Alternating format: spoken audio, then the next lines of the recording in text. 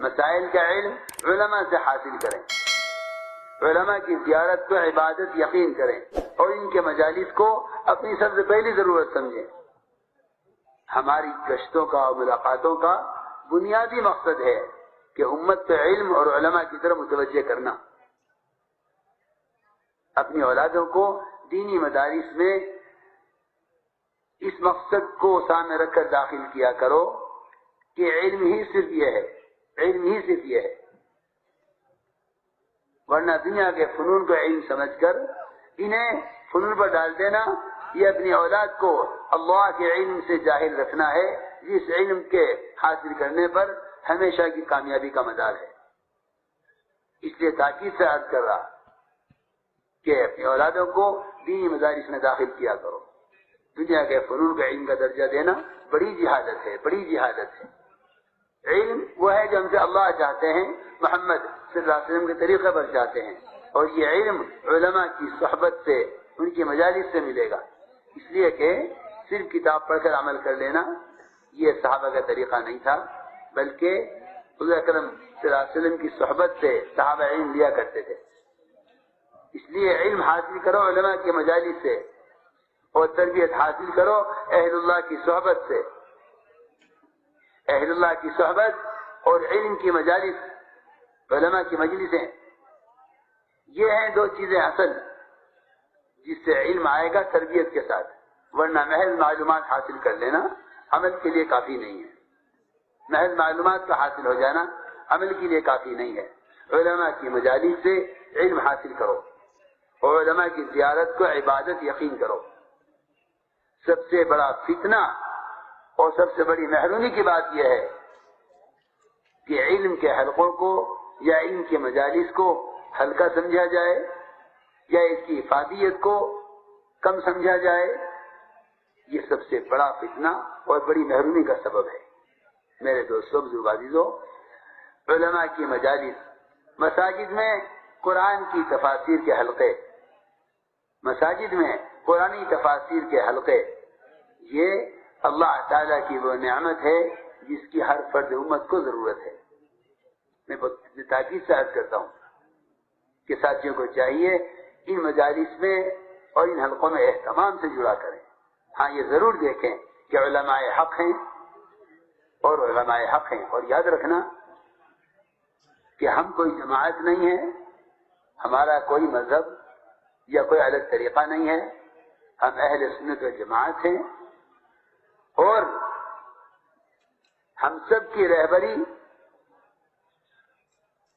اور ہم سب کے لیے جو چلنے کا راستہ ہے اور جو ہمارا منشور اور طریقہ ہے، اور علمی استفادے میں اور دنیاوی اور دینی امور میں صحیح راستہ حاصل کرنے کا جو ہمارا مرکز ہے، وہ دینی مدارس ہیں، وہ دینی مدارس ہیں جن کو اللہ رب العزت نے اس ملک میں اور خاص طور پر اس یو پی کے علاقے میں اللہ نے جن مدارس کو مرکزی حیثیت عطا فرمائی ہے، جن مدارس کو مرکزی حیثیت عطا فرمائی ہے، اپنے مسائل میں ان سے رجوع کرنا، اپنے مسائل میں ان سے رجوع کرنا، بجائے اس کے کہ ادھر ادھر بھٹکتے پھریں، نہیں، بلکہ دیوبند اور اہل دیوبند ان کا مسلک ہی ہمارا مسلک ہے، ان کا مسلک ہی ہمارا مسلک ہے۔ ذرہ برابر دین اور دنیا کے کسی شعبے میں اپنی رائے قائم کرنا، یہ اس کا کوئی تصور نہ کیا گیا ہے نہ آئندہ کیا جا سکتا ہے۔ یہ ایک محنت ضرور ہے، اس میں کوئی شک نہیں کہ محنت براہ راست محمد صلی اللہ علیہ وسلم اور صحابہ کا طریقہ ہے، اس میں خدا کی قسم کوئی شک نہیں ہے۔ لیکن جہاں تک مسائل کا تعلق ہے، اس میں تبلیغی کام کرنے والا کو کوئی مسلک یا اپنی کوئی رائے اس میں قائم کرنا، یہ انتہائی گمراہی اور میں کہتا ہوں بڑے فتنے کا سبب ہے۔ یہ بات اپنے دلوں میں ہمیشہ کے لیے جمع دینا، اور کبھی بھی اس بات کو دل میں جگہ مت دینا کہ ہم زندگی کسی بھی شعبے میں ان مدارس اور ان مرکزی مقامات سے کوئی الگ رائے رکھتے ہیں یا کوئی الگ طریقہ رکھتے ہیں، یا اس سے ہٹ کر کوئی اور ہمارا مرجع یا کوئی مسلک ہے، اس کی ہمارے یہاں کوئی گنجائش نہیں ہے۔ اس لیے کہ اب سے نہیں، مولانا اجازت صاحب، بلکہ اس سے پہلے سے ہمیشہ ہر جزوی، شخصی، انفرادی، اجتماعی تمام مسائل میں ہمیشہ قبلہ اور مرجع یہی مراکز رہے ہیں۔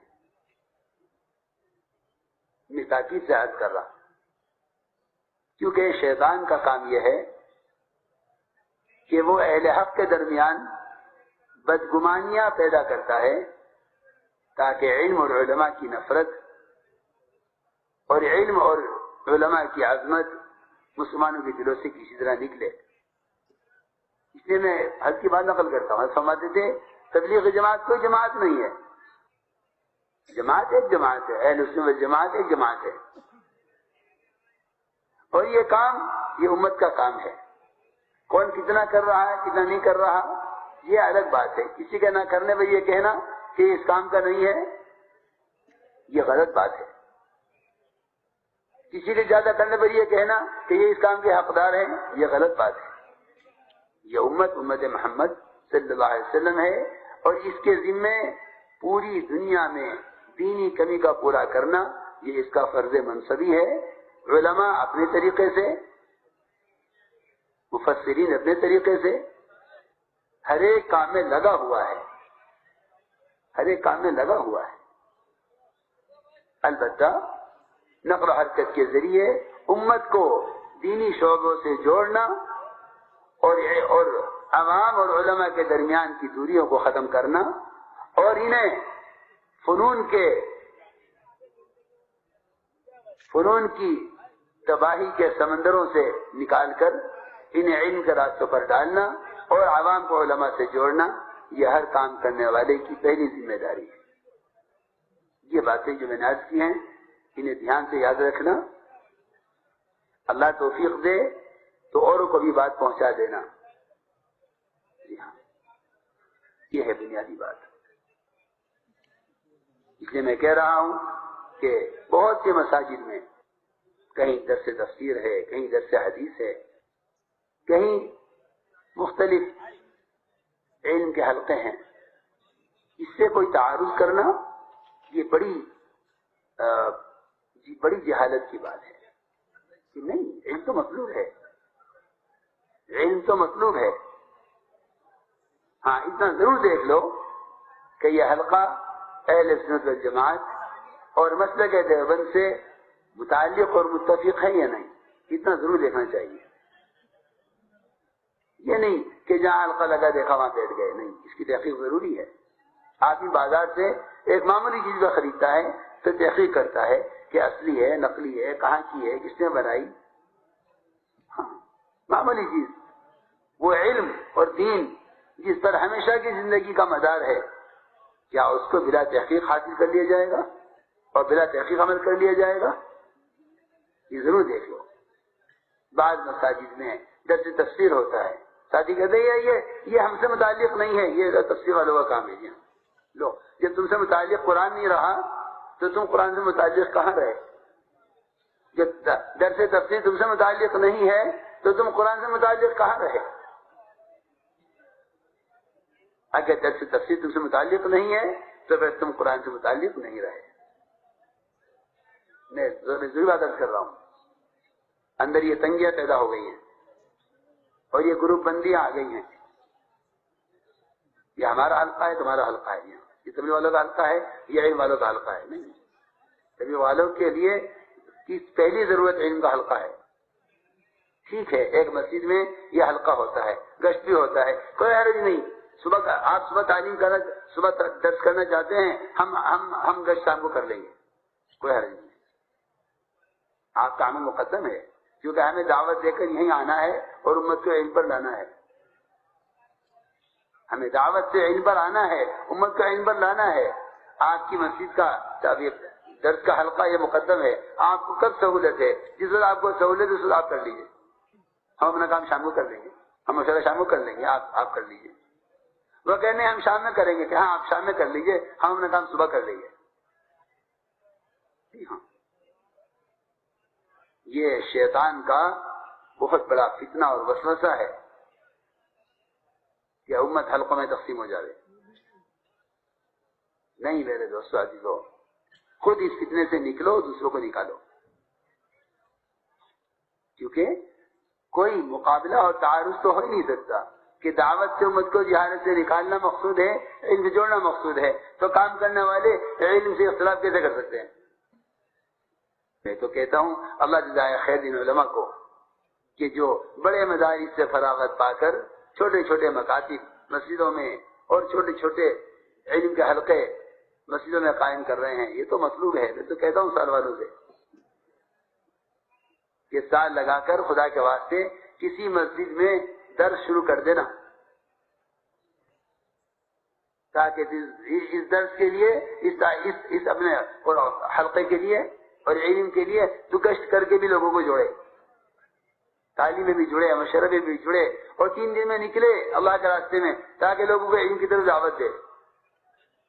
میں ان سے کہتا ہوں کہ تمہیں اللہ توفیق دے، اپنی مسجد کو مدرسہ بنا دو۔ جب تک مساجد میں مدارس نہیں قائم ہوں گے، امت تک علم کے پہنچنے کا عمومی راستہ نہیں کھلے گا۔ یہ صاف بات ہے، مدارس آنکھوں پر، لیکن عوام کہاں جا رہے ہیں؟ انہیں کون سکھلا رہے؟ کیا اصل بات ہے کہ ہم مکاتب اور مساجد میں علم کے مجلس سے قائم کر کے امت کے لیے سہولت کرنا چاہتے ہیں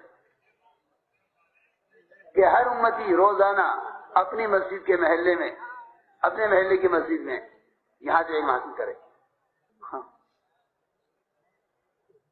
قرآن یہاں سے سیکھ لے۔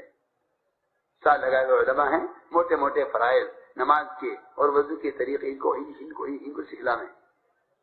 وہ اللہ کا شکر ہے اس کی شکلیں بن رہی ہیں، مگر ضرورت ابھی بہت ہے، ضرورت بھی بہت ہے۔ بعض مرتبہ عمل کے ماحول میں رہ کر آدمی سمجھتا ہے کہ بہت ہے، جس طرح مال کے ماحول میں رہنے والا سمجھتا ہے کہ مال بہت ہے، غربا میں جا کے پتہ چلے گا کہ ضرورت کتنی ہے۔ یہاں جاؤ غربا